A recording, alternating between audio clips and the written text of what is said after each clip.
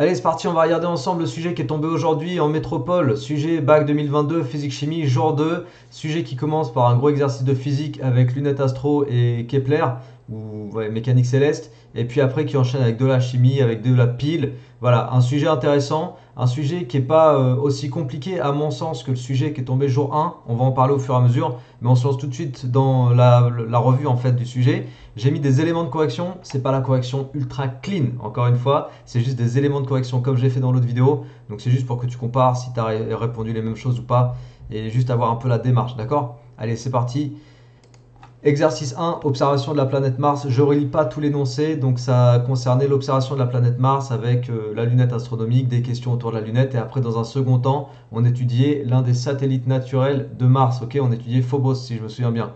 Ce qu'on te demande pour la première question, c'est d'indiquer sur le schéma les noms objectifs et oculaires. Donc objectif, lentille 1, oculaire, lentille 2, ça c'est du cours. Question 2, citer la propriété caractéristique d'une lunette dite afocale. Afocale, c'est quand ça construit l'image à l'infini d'un objet situé à l'infini. Et le fait que ce soit afocal, tu te retrouves avec F'1 et F2 qui sont confondus. Et on devait justement placer sur le schéma F'1 et F2, donc je les ai placés évidemment ici. Ok, confondus. Ils sont au niveau du plan focal image qui était tracé en pointillé. Question 3. Je crois que j'ai fait la question en entier. Ouais. Question 3. Fallait tracer sur le schéma l'ensemble des rayons qui étaient issus des points P1 et P2 à travers la lunette L1, à travers la lentille L1, à travers la lentille L2. Donc en fait, il fallait faire tous les tracés et il fallait positionner les images intermédiaires P'1, P'2 et ensuite positionner l'angle θ'. À savoir que l'angle θ, on le voyait positionné ici, donc θ' à la fin, il fallait le remettre au même endroit, mais du coup en mode agrandi. Donc pour tracer les rayons, il fallait considérer que le rayon qui passe par le centre optique n'est pas dévié. Ensuite du coup, on a son point d'arrivée dans la lentille 2 sur la lentille 2. Il fallait s'aider du rayon qui part de P'1, donc là on obtenait P', il fallait s'aider du rayon qui part de P'1 qui passe par le centre optique pour avoir la direction des rayons émergents à L2, pour ensuite tracer tous les autres rayons. Ce rayon-là, lui, qui passe pas par le centre optique, il fallait évidemment le faire converger par P'1 et ensuite il ressortait de L2 en étant parallèle aux autres rayons. On faisait exactement la même chose avec les rayons issus de P2 pour avoir P'2 et ensuite récupérer ici l'angle θ'. C'est bon? Donc tout ça, c'était pour répondre à la question du coup Q3. On donnait la formule du grossissement, calculer la valeur du grossissement, donc quelque part dans l'énoncé, on te donnait les distances focales F'1 et F'2, elles étaient dans la même unité en millimètres, ici. Non, pas ici. Je vois plus. Ici. Ok? Elles étaient données en millimètres, du coup tu avais juste à utiliser directement les valeurs et tu pouvais calculer le grossissement qui était égal à 45, donc 90 sur 2, 45. Alors, question 4, c'était fait. Ensuite, il y avait l'histoire de comment dire du pouvoir séparateur de l'œil, pouvoir séparateur de l'œil humain. Donc c'est l'angle minimal en dessous duquel tu ne distingues pas deux points l'un de l'autre, 2,9 10-4. Et on te demandait pour une valeur θ de 4,9 10-5, savoir si l'observateur voyait quelque chose, enfin deux points distincts ou juste un point lumineux. Bon, bah 4,9 10-5, tu es inférieur à epsilon, le pouvoir séparateur. Donc, pour la justification, il n'observe pas deux points distincts, il observe juste un point lumineux parce que θ est plus petit que epsilon. Question 6, indiquer ce qu'il observe avec une lunette astronomique, avec la lunette précédente. Bah là, il fallait calculer à l'aide du grossissement, il fallait calculer la valeur de θ', l'angle d'observation à travers la lunette, sachant qu'on a une formule du cours. Le grossissement dans le cours, c'est donné par θ' sur θ. Donc avec ça, tu ressortais θ', tu récupérais 2,2 10-3 radians, et ça c'était supérieur à epsilon, donc il voyait la planète, deux points distincts. Ok, ça c'était la Q6. J'aime beaucoup, je l'ai déjà dit dans l'autre vidéo, mais j'aime beaucoup cette notation pour les questions. Donc c'est ces messieurs qui font les sujets. Faut vraiment écrire les questions comme ça, faut arrêter avec les 1, 2, 2, 1, 1, 2, 3, etc. Tout ça, faut arrêter, faut prendre cette notation de questions, elle est très très bien. Nickel. Détermination du diamètre de Mars. À l'aide des mesures effectuées en début de chaque mois, bon, on avait un graphique en gros qui nous donnait l'évolution de la valeur de θ en fonction du temps écoulé. Voilà. Et on avait deux positions extrêmes qui étaient présentées sur le schéma après, le schéma suivant. Une position où Mars était au plus proche de la Terre et l'autre position, Mars était au plus éloigné. En fait, ce qui se passe d'un point de vue logique, c'est que plus tu augmentes la distance entre l'observateur et la planète Mars, et plus tu diminues la valeur de l'angle d'observation. Tu es d'accord avec moi? Donc plus D grand D augmente, plus θ diminue. Donc là, il s'agissait de dire que l'angle d'observation quand Mars est dans cette position-là, θ1, il était plus grand que l'angle d'observation quand Mars est dans cette position-là. Donc θ1 plus grand que θ2. Pourquoi?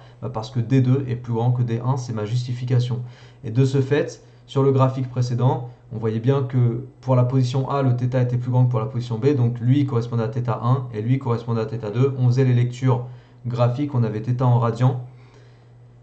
On faisait les lectures graphiques et on récupérait les valeurs de θ1, θ2 en radian. C'est bon? Ça, c'était pour la question Q7. Question Q8, je vais la faire ici. Question Q8, j'avais envie de te la démontrer. En fait, dans l'énoncé, il nous donnait la relation entre θ, dm et grand D. Donc, en gros, j'écris la relation qu'on me donnait dans l'énoncé quand Mars est dans cette position-là, puis quand Mars est dans cette position-ci. Ok? Et après, regarde, on va faire des maths ici. On va faire des maths en allant dire déjà que 1 sur θ1. Donc, quand je prends l'inverse de θ1, c'est 1 sur θ1. 1 sur θ1, ça faisait d1 sur dm. Et puis là, 1 sur θ2, ça faisait d2 sur dm. Du coup, comme dans l'expression qu'on souhaitait obtenir, on avait 1 sur θ1 plus 1 sur θ2, je me suis dit, bah écoute, tu sais quoi, on va les ajouter. Donc 1 sur θ1 plus 1 sur θ2, tu récupères d1 sur dm plus d2 sur dm, tu vois. Et tu récupères en fait une somme de fractions au même dénominateur. Donc pourquoi pas tout écrire sur dm, ça fait d1 plus d2, le tout sur dm. Et à ce stade-là, tu te disais, tiens, d1 plus d2, c'est quoi en fait d1 plus d2? Bah, d1 plus d2, si tu regardes le schéma, c'est la distance qui est ici. d1 plus d2. En fait, c'est cette grande distance. Et cette grande distance, le schéma, il est suffisamment explicite pour ça. Tu peux l'exprimer en fonction de RSM. Et tu as vu, en fait, toute la distance qui va de là jusqu'à là-bas, bah, tu as 2 fois RSM. Donc, en fait, d1 plus d2, c'était 2 RSM. Ça tombe bien parce que j'avais un 2 RSM qui apparaissait dans la formule. Donc, en fait, hop, je continuais là. Et le d1 plus d2, je le remplaçais par 2 RSM.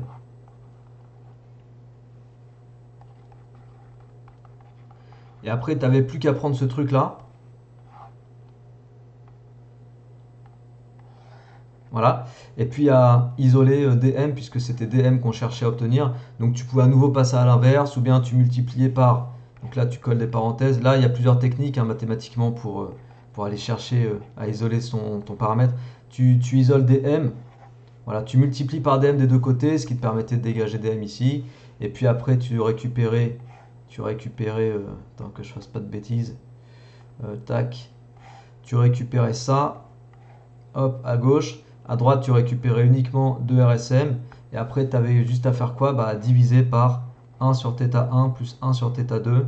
Voilà, comme ça dégageait. Mais tu divisais aussi à droite. Donc à gauche, tu divisais et à droite, tu divisais. J'ai peut-être inversé droite et gauche. Non, je sais pas. Comme je parle vite, forcément, je vais dire des conneries. Mais c'est pas grave, tu comprends ce que je veux dire. Ok? Et à la fin, tu récupérais bien la formule qui te demandait de récupérer. Tranquillou. Et puis voilà, c'est tout. Donc là, c'est des maths. D'accord? Le F il est dégueulasse. Alors CQ, le Q il est dégueulasse. Allez, CQ, FD. C'est ça d'écrire vite. Je vais aller vite en fait. Donc voilà, on avait la formule et puis après il fallait faire l'application numérique, sachant que θ1 et θ2 avaient été établis à la question 7. Ici on les voit encore. Le RSM il était donné dans les données. Donc application numérique, tu récupérais DM et je ne l'ai pas fait. Donc mettez dans les commentaires ce que vous avez trouvé, comme ça vous vérifierez. Partie 3, détermination de la masse de Mars. Barre-toi la mouche. La masse de Mars, en fait, là, on te dit qu'on travaillait avec le satellite naturel Phobos. Et puis après, on allait quoi? On allait utiliser la période de révolution. Enfin, bon, bref, je vais te montrer. Donc, on est ici. Voilà. Hop, j'ai tout fait ici. Donc, j'ai tracé une trajectoire circulaire, puisqu'on nous dit de travailler dans une trajectoire quasi circulaire. Phobos, Mars, le vecteur unitaire U, le vecteur unitaire UT pour freiner. La force FG gravitationnelle, d'attraction évidemment. Deuxième loi Newton, ça va vite, hein. J'ai pas tout mis encore une fois, fallait bien rédiger. Le système, le référentiel, le bilan des forces, j'applique la deuxième loi Newton, patati patata. Moi je te donne les grandes lignes, d'accord? Donc deuxième loi Newton, MA égale somme des forces extérieures. Force extérieure, tu as juste la force d'attraction gravitationnelle, tu remplaces ça par la formule. Et après tu simplifies les masses, tu sortais l'expression vectorielle de l'accélération. Vecteur centripète orienté suivant uniquement, évidemment. Ensuite, tu vas aller ressortir l'accélération en repère de freinée. Donc ça, c'est du cours que tu balances comme ça. Pas de problème, tu pouvais écrire cours si tu veux. Ok? Et après, en identifiant les coefficients, parce que c'est la même accélération, forcément, donc ça et ça, c'est deux expressions vectorielles qui sont égales, et bien tu pouvais dire que la dérivée de la vitesse par rapport au temps était nulle. ce qui permettait d'extraire aussi que la vitesse était constante, même si t'es pas demandé.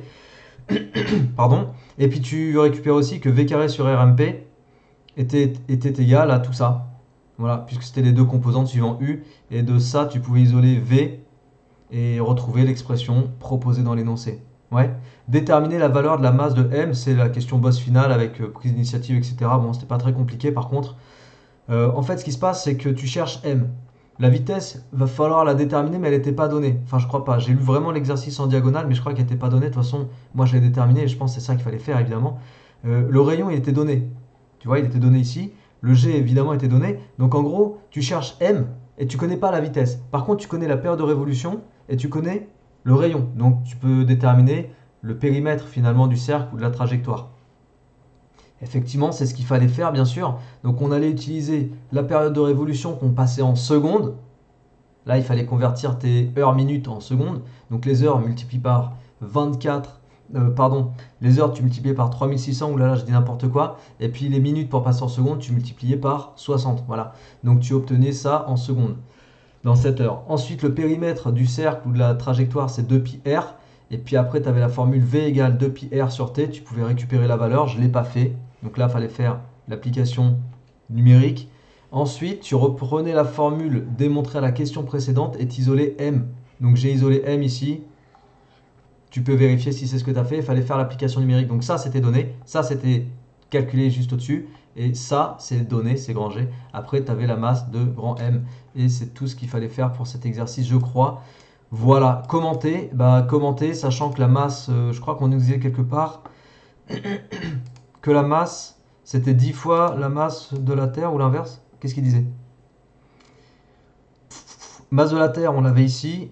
Et il disait que la masse de Mars... Dis donc, j'ai un chat dans la gorge. Hein. J'espère qu'il va partir. La masse de Mars... Il y avait une histoire de 10, voilà. MM environ 10 fois moins grande que MT. Oui, Mars c'est plus petit. Du coup, on fait moins massique, pardon. Du coup, ce qu'il fallait faire, c'était que tu prenais la masse de la Terre, tu divisais par... Non, tu faisais le rapport de deux masses et tu vérifiais que tu avais bien un rapport 10, tout simplement. Donc MT sur MM. Tiens, je vais l'écrire. MT sur MM. Là, voilà, tu prenais MT sur MM et tu vérifiais que ça faisait bien 10. Ok? C'est ça, hein, j'ai pas dit de bêtises. Attends, je vérifie encore une fois parce que MM environ 10 fois moins grande que celle de la Terre. Ouais, c'est bon. Donc MT sur MM, c'est censé te redonner 10. Ok? Bon, voilà, ça c'était l'exercice de physique. Maintenant, on va basculer sur l'exercice de chimie avec l'encre et l'effaceur. Alors, la première question, de montrer que le spectre d'absorption est en accord avec la couleur. Donc là, il fallait utiliser le spectre pour dire que ça absorbait dans les 580, c'est-à-dire dans le orange. Donc ça veut dire que la couleur complémentaire, la couleur observée, c'était le bleu. Et grâce au cercle chromatique, voilà, il fallait citer le cercle. Nommer la verrie nécessaire pour préparer la dilution. Donc là, il fallait dire que tu avais besoin d'un bécher pour verser ta solution mère. Ensuite, il fallait dire aussi que tu allais avoir besoin d'une fiole jaugée et d'une pipette jaugée, mais il fallait trouver les volumes. Donc la fiole jaugée, c'était évidemment 100 ml, puisque c'était le volume de la solution fille. Et la pipette jaugée, il fallait trouver quel volume. Alors pour ça, on te disait qu'on voulait diluer par 20. Donc en appliquant, en travaillant avec le volume prélevé et le volume de la solution fille, tu pouvais retrouver, et le facteur de dilution, tu pouvais retrouver le volume prélevé. Donc V fille sur facteur de dilution, ça te donnait 5 millilitres. Donc pipette jaugée 5 ml, fiole jaugée 100 ml et un bécher. Question Q3, déterminer en utilisant Beer-Lambert et la figure 1. Donc figure 1 et Beer-Lambert, c'est ça Beer-Lambert, hein, c'est A égale epsilon LC. Déterminer la concentration. Donc en gros, avec la question, pour la question Q3, tu prenais à 580, tu allais lire graphiquement l'absorbance. Donc je ne sais plus combien j'ai lu, 0,75. Voilà. Ensuite, tu prenais la relation Beer-Lambert. Epsilon et L étaient donnés. Attention, les unités. Epsilon, litre par mol par centimètre. Donc, tu n'avais pas à convertir L parce que centimètre moins 1 fois centimètre, ça fait du sans unité. En tout cas, ça se dégage. Il te reste juste du litre mol moins 1. Et l'inverse, ça fait des mols par litre. Donc, tout était bon. 0,75, tu faisais le calcul. Normalement, tu récupérais ça. Après, pour la question suivante, question Q4, montrer que la quantité de matière de bleu d'aniline présent dans une cartouche d'encre est d'environ 3,10-5. Comment fallait procéder? Il fallait déjà retrouver la concentration de base. Parce que là, ça, c'était la concentration de la solution diluée par 20. Donc, il fallait aller chercher la concentration de la solution de base. Et après, il fallait considérer du coup que la quantité de matière dans la solution S1 c'était la quantité de matière de bleu d'aniline que tu avais dans la cartouche. Pourquoi? Bah parce que tu as vidé toute la cartouche pour faire la solution S1. Donc finalement, si tu calculais la quantité de matière dans la solution S1, c'était comme si tu avais la quantité de matière dans la cartouche. Et la quantité de matière dans S1, c'était C1V1. C1, c'était 20 C2. Et puis V1, il était donné. Tu faisais le calcul, ça faisait 3 10-5 ou 3,2, je sais plus. Je sais pas pourquoi j'ai mis 3 10-5.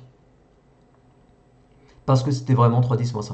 Calculer le titre massique. Alors là, c'est là que je trouve qu'il y a un tout petit peu d'injustice dans le procédé de faire un sujet le jour 1, un sujet le jour 2. Parce que dans le sujet le jour 1, ça a beaucoup parlé en fait sur les réseaux, sur YouTube, partout, même entre vous. Ça a beaucoup parlé sur ah le sujet, t'as vu le titre massique, machin, la question du titre massique. Donc du coup, en fait, ce qui se passe, c'est que les élèves qui passent le sujet jour 2, bah, ils ont entendu parler du titre massique la veille. Alors que les élèves qui passent le sujet jour 1, eux, ils n'ont pas entendu parler du titre massique. Tu vois ce que je veux dire?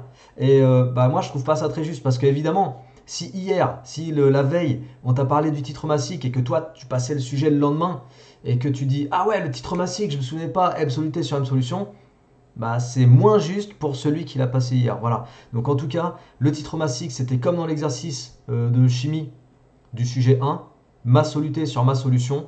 Donc masse solutée, c'était la masse, la quantité de matière de bleu d'aniline fois la masse molaire. Donc ça, c'était la masse de soluté dans ta cartouche. Et la masse de solution, bah, masse volumique fois volume de cartouche.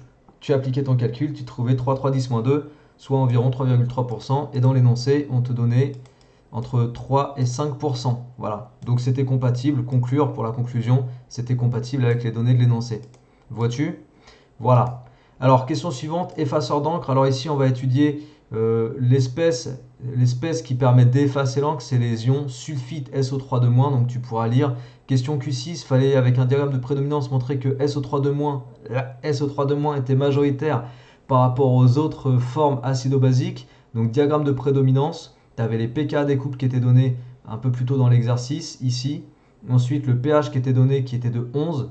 Donc tu disais juste que 11 c'était supérieur à pKa2 qui était de 7 et donc SO3- prédominait dans la solution. Question Q7, équation d'oxydoréduction. Donc là je t'ai remarqué l'équation, il fallait faire super gaffe à mettre l'équation proposée dans le bon sens parce que eux ils te l'ont donné dans le mauvais sens. Alors comment fallait la mettre dans le bon sens? Bah, juste en considérant que SO3- c'est un réactif, donc il est à gauche mon ami.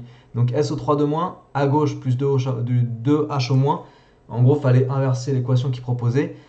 Cette réaction-là, cette demi-équation, elle libérait des électrons, électrons qui étaient ensuite captés par I2, parce que I2, lui, c'est l'autre réactif qui, du coup, était réduit en I-. Donc I2 plus 2 électrons donne 2 I-. Voilà, tu avais bien l'équilibre des électrons, tu pouvais sortir l'équation support du titrage flèche simple, parce que titrage. À l'équivalence, blablabla, réactif, titré, titrant, proportion stoichio, ce qui te permettait de sortir l'égalité des quantités de matière, diviser le coefficient stoichiométrique par 1 parce que coefficient stoichiométrique égale à 1. Donc aucun problème pour ça. Aucun problème pour ça. Et à partir de ça, on te demandait quoi? Question Q7, on te demandait de récupérer... Non, question Q7, c'était l'équation. Question Q8, la quantité de matière d'ion sulfite contenue dans un effaceur. Donc sachant que dans le protocole, on avait pris toute la quantité contenue dans l'effaceur, donc on a titré toute la quantité. Donc en fait, avec le titrage, on pouvait retrouver effectivement la quantité de matière. Et de toute façon, ça c'était le résultat. Il fallait trouver proche de 8, 10-5. Donc en appliquant ton équation à l'équivalence, tu pouvais retrouver effectivement 8,2 10-2, 10-5 mol. Question Q9, en déduire le nombre de cartouches d'encre que l'on peut effacer avec un seul effaceur, en supposant, donc là il y avait une petite interprétation, que la réaction d'oxydoréduction entre bleu d'aniline et ion sulfite met en jeu 1 mol de bleu pour 1 mol d'ion sulfite. Ça veut dire que pour consommer 1 mol d'ion sulfite, non, pour consommer 1 mol de bleu, il faut utiliser 1 mol d'ion sulfite. Sauf que dans notre cartouche, on avait, donc c'est du 1 mol pour 1 mol, on avait 8. Attends, qu'est-ce que je viens de dire? Ah oui, pardon. Ouais, excuse-moi, je me suis emmêlé le cerveau. En gros, comme on vient de dire que tu as 8,2 10-5 mol d'ion sulfite, ça veut dire que tu pouvais effacer 8,2 10-5 mol de bleu d'aniline, ok? C'est ça en fait qu'il fallait interpréter avec le 1 pour 1, tu vois, 1 mol pour 1 mol. Donc on trouvait la quantité de matière de bleu d'aniline qu'on pouvait effacer, et à partir de là, on allait chercher la masse effaçable de bleu d'aniline. Donc la masse, c'est juste la quantité de matière fois la masse molaire. Ça me donnait une masse en grammes, ok? Et après, j'allais dire que dans une cartouche, j'avais une masse de bleu d'aniline. En fait, j'allais aller chercher la masse de bleu d'aniline contenu dans une seule cartouche. Donc pour ça, il fallait faire la quantité de matière qu'on avait déterminée plus tôt fois la masse molaire du bleu d'aniline. Voilà, je prends mon temps. Et à partir de là, tu avais la masse de bleu d'aniline dans une cartouche, la masse totale de bleu d'aniline effaçable, et tu faisais total sur masse dans une cartouche, 2,7 environ 3 cartouches. Ok? Je suis en train d'épuiser toutes mes cartouches. C'était nul. C'est pas grave. Faut faire des blagues nulles et il faut les assumer. C'est comme ça la vie. Alors, pile. Exercice de pile, t'as vu, tout le monde disait ouais les piles ça tombe pas, blabla. Non, moi j'avais dit pas d'impasse parce que si les piles ça tombe et que t'as besoin de prendre cet exercice qui est un exo au choix, il faut que tu puisses faire des piles. Question Q1, donc là on étudiait des piles, justifier l'équation qui modélisait. Alors en fait ici il fallait juste interpréter le dégagement gazeux, là. Le dégagement gazeux sachant que tu n'avais qu'une seule espèce gazeuse dans les espèces qui étaient mises en jeu dans l'équation d'oxydoréduction, c'était le H2. Ce qui nous permettait de dire que H2 était un produit. Si H2 était un produit, ça voulait dire que H+ était un réactif. Et H2, vu que c'était un produit, ok, l'autre produit de l'autre couple, c'était, vu que H2 est un réducteur, l'autre produit c'était Zn2+, l'oxydant. Tu vois? Voilà. Puisque H+, en tant que réactif, allait réagir avec en tant que réactif oxydant, il allait réagir avec un réducteur, donc Zn. Voilà. En gros, cette information elle te permettait de déduire les réactifs et les produits. À partir de là, on disait que Zn s'oxydait et je réécrivais la demi-équation pour Zn, que H+ se réduisait et je réécrivais la demi-équation pour H+, les électrons étaient équilibrés, je pouvais ressortir l'équation de réaction qui était compatible avec celle proposée. Nickel. Après, du coup, on me demandait la cathode entre le zinc et l'électrode de cuivre. Bon, bah la cathode, c'était là où avait lieu la réduction. La réduction avait lieu à la cathode, sachant que la réduction, c'était là où il y a le H+, donc là où il y a le H+, c'est du côté du cuivre. Ok? Côté du cuivre, donc réduction a lieu à l'électrode de cuivre. Et l'électrode de Zn, c'était l'anode, puisque c'est là où il avait lieu l'oxydation. Ensuite, il fallait compléter le schéma, question Q3. Donc compléter le schéma avec les signes, moins, plus, les polarités, sens de déplacement des électrons, l'intensité. Donc le moins, bah, côté anode, le plus côté cathode, l'intensité du plus vers le moins, les électrons du moins vers le plus, et le sens de déplacement des charges à l'intérieur, comment dire, du feutre. Là, il fallait interpréter ce qui se passait au niveau de l'équation. Le Zn de plus est produit. Donc si le Zn de plus est produit, là tu vas avoir de plus en plus de Zn de plus, il va falloir venir le compenser avec des anions. Donc les charges négatives elles montaient. Et puis ici, là tu avais une disparition de H+, donc il fallait aller le compenser avec des cations. Voilà.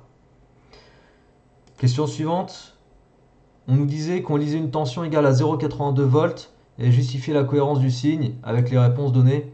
Donc 0,82 volts, c'est positif, c'est cohérent parce que dans le schéma, la borne V était bien branchée à la cathode, donc V branché sur cathode, et COM était bien branché à l'anode. Donc le voltmètre était censé donner une mesure positive.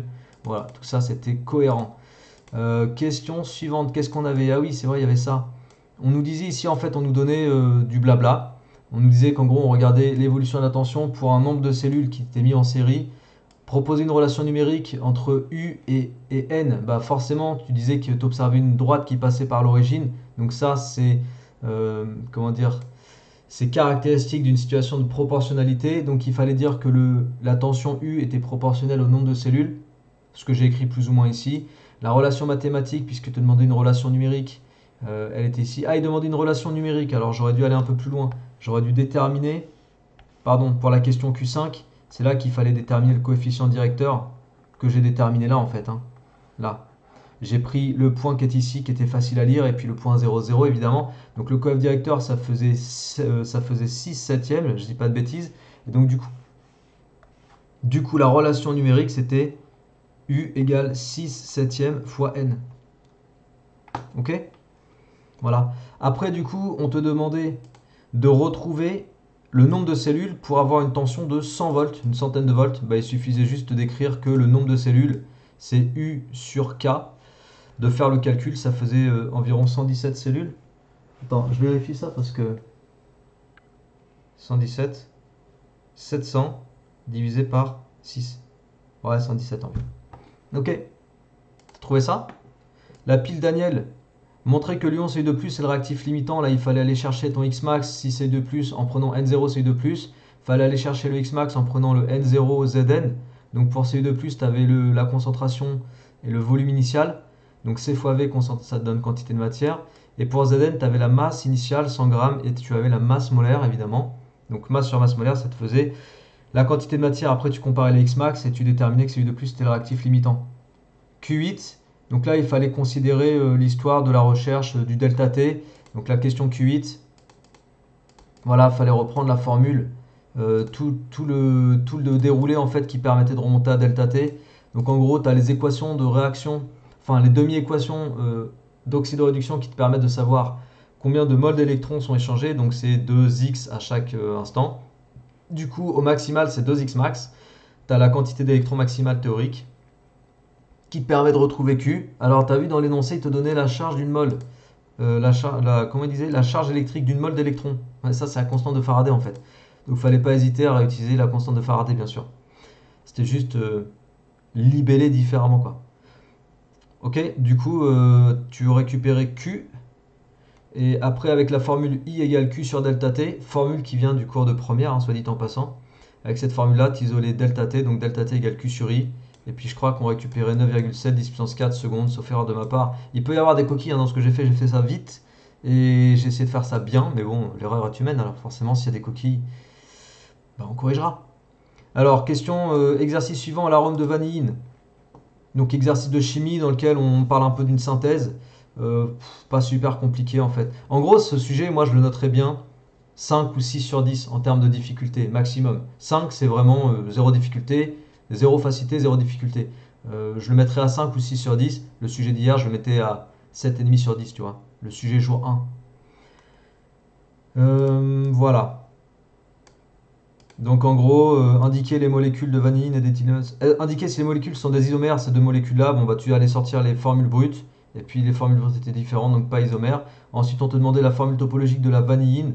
Donc il fallait reprendre la vanilline et sortir la formule topologique et d'entourer dessus les deux groupes fonctionnels, de nommer les familles fonctionnelles. Donc en fait, tu avais deux groupes caractéristiques, alcool, hydroxyle et carbonyle. Et les familles, c'est ça qu'il fallait nommer, bah, c'était alcool et aldéhyde. C'est marrant parce que dans le sujet jour 1, on a eu aussi un carbonyle qui est ressorti, mais en mode cétone. Et là, c'est un carbonyle, mais en mode aldéhyde. Donc il fallait bien nommer la famille et pas le groupe. D'accord? Donc faut pas se mélanger groupe, famille. Je sais que certains d'entre vous mélangent. Bah faut pas mélanger. Après, tu avais une histoire de synthèse, donc je te laisse relire hein, si tu veux. En gros, tu avais quelques petites étapes là. Je sais pas ce qu'il demandait de faire. Attends, on va voir ensemble. Q4, schématiser. Ah oui, il y avait une histoire d'ampoule à décanter. Donc en gros, pour l'ampoule à décanter, il fallait interpréter le fait qu'à un moment donné, tu rajoutes du sel. Chlorure de sodium, c'est du sel. Et qu'est-ce qu'on te dit ici? Que dans une solution aqueuse salée, parce que quand tu as du chlorure de sodium, c'est salé, la vanilline est très peu soluble. Okay, très peu soluble. Donc ça veut dire que si tu as de la vanilline en solution aqueuse et que tu mets du sel à blinde, bah, il va se passer quoi? Tu vas réduire la solubilité. Et si en même temps tu rajoutes, et c'est le cas, de l'acétate d'éthyle, comme la vanilline est très soluble dans l'acétate d'éthyle, bah forcément elle va migrer dans l'acétate d'éthyle et donc partir en mode phase organique. Tu vois? Donc c'est ça qui se passait. Et comme l'acétate d'éthyle était de densité 0,897 et l'eau salée de densité supérieure à 1, eh bien il fallait dire déjà que la vanilline partait dans l'acétate d'éthyle. Donc il fallait le justifier. Il te demandait de justifier la phase qui contenait la vanilline. Et après, il fallait dire que la densité d'acétate étant plus petite que la densité de l'eau, bah, l'acétate était au-dessus et l'eau était en dessous. J'ai pas marqué, mais voilà, tu marques. Hein. Il fallait conclure avec ça que la phase de l'acétate était au-dessus et la phase aqueuse était en dessous. Et après, tu faisais le schéma, boum boum, avec un peu de couleur si tu veux, terminé. Alors après, il fallait utiliser le chromatogramme. Chromatogramme pour détecter en fait les produits qui contenaient de la vanilline. En fait, ici, tu as de la vanilline qui en fait a une tache à cette hauteur-là qui caractérise la vanilline, la présence de vanilline. Donc après, pour les différents produits, il suffisait juste de regarder si cette tache était présente. Elle n'était pas présente pour P3, elle était présente pour P1, P2. Il fallait conclure que dans P1, P2, il y avait de la vanilline et dans P3, il n'y avait pas de vanilline parce qu'il n'y avait pas la tache à la hauteur de la tache caractéristique de la vanilline. C'est bon? Alors l'histoire du titrage, ça me rappelle un exercice d'un sujet 2021 que j'ai fait avec certains élèves pour les entraîner justement. Et on avait une situation où tu lisais deux volumes équivalents. C'est pas courant, c'est un truc qui ressort pas tout le temps. Fallait lire deux volumes équivalents pour retrouver par juste simple soustraction le volume équivalent de la réaction de titrage qui nous intéressait. Parce que dans ce qu'on te décrit ici, en gros, dans le milieu réactionnel où a lieu le titrage, il y a deux acides. Et le H3O+, qui était dans la burette, il consommait à la fois l'acide numéro 1, donc H-, et à la fois l'acide numéro 2, la vanille. Bon, après on avait des informations. J'ai fait la suite ici. Ouais. En gros, on te demandait de dire que au début du titrage, la vanilline était sous forme d'ion vanillate. Pour ça, il fallait utiliser le pH au début du titrage qu'on allait lire graphiquement ici, qui était environ égal à 10. Ensuite, utiliser les informations de l'énoncé sur le pKa pour le couple AH, A-, faire un petit diagramme de prédominance, dire que le pH du début du titrage était plus grand que le pKa, qui était à 7,4, et conclure du coup que c'était la forme A- qui prédominait. Pour la question Q6, c'est juste une courbe, c'est juste un diagramme de prédominance. Écrire l'équation de la réaction support du titrage entre l'ion vanillate et l'acide chlorhydrique. Donc l'ion vanillate noté A- plus acide chlorhydrique donne AH plus H2O. C'est vraiment base plus acide donne acide plus base. Flèche simple parce que c'est un titrage. Là, il ne fallait pas se tromper sur la flèche. Vérifier si l'appellation extrait de vanille peut être attribuée à l'extrait étudié. Alors l'histoire, ça c'est le boss final de l'exercice. L'histoire de la vérification, en fait, en gros, on te disait le critère, c'était d'avoir une masse de 2 grammes de vanilline par kilogramme d'extrait, donc de produit, tu vois. C'est en fait une teneur massique. Masse sur masse, c'est une teneur massique. C'est un pourcentage. Donc 2 grammes sur 1000 grammes. Tu vois, 2 sur 1000. Ça fait 0,2% du coup. Donc on avait nous 0,31 grammes de produit et il fallait retrouver la masse de vanilline pour faire le rapport avec 0,31 et voir si c'était plus grand que 0,2% ou pas. Et voir si ça méritait l'appellation extrait de vanille. Donc avec ces informations-là, voilà. C'était un petit peu ça ce qu'il fallait faire. Donc je te montre un petit peu. Hop. Voilà, donc j'ai marqué qu'il fallait retrouver masse de vanilline sur masse de produit.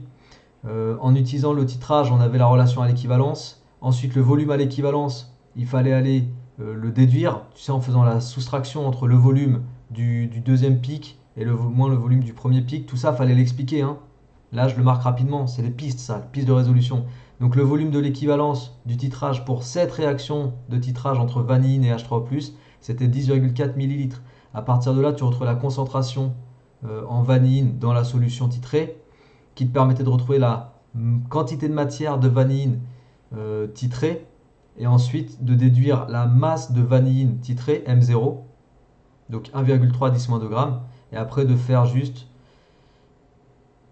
la masse de vanilline sur la masse du produit P1, donc 0,31 grammes, de trouver un pourcentage, 4,2%, de dire que c'était plus grand que 0,2%. Le 0,2%, je l'avais recalculé ici, et puis voilà, que ça méritait l'appellation. Donc sauf erreur de ma part, c'est comme ça qu'il fallait faire ici. Ça, on a vu. On a tout vu? Non.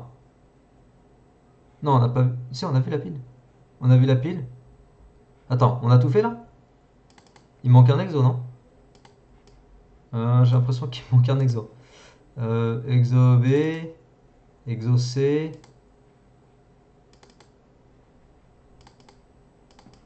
exo A. Ah ouais, bon bah non, on a tout fait, voilà. Bon bah voilà le sujet de Bac 2022, sujet 2, métropole. J'espère que cette vidéo t'a fait, t'as mis la banane et que ça t'a permis de te dire que tu vas prendre une très bonne note, c'est ce que je te souhaite, voilà.